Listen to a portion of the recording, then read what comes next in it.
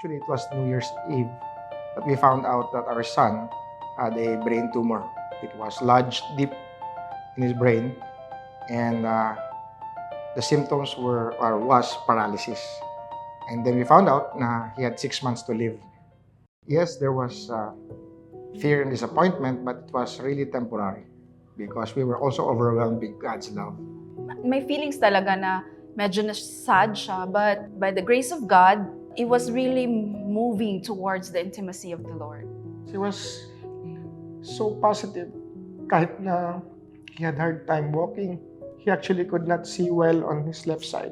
He'd still want to go out and said, "Dad," and comes home, "Dad, I shared the gospel to you." He said, "Son, delikado ka. Ano nangyari sa'yo?" I said, No, it's okay. He took it really, in a very godly perspective. August 19, we were doing a executive couples retreat. Pastor Peter was there in Davao.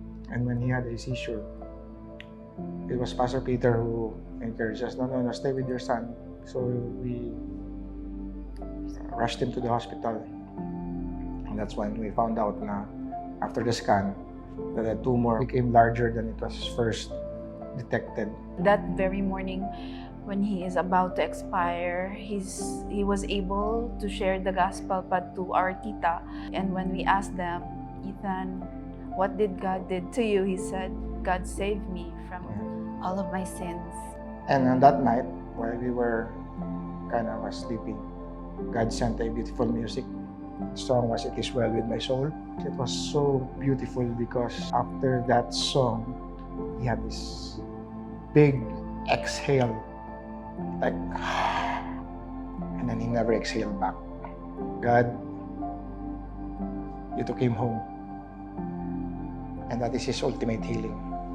And I said, I love my son, but you love him more. And he is with you now forever. My son died at the age of 17. Some die at the age of 90, 95, 100.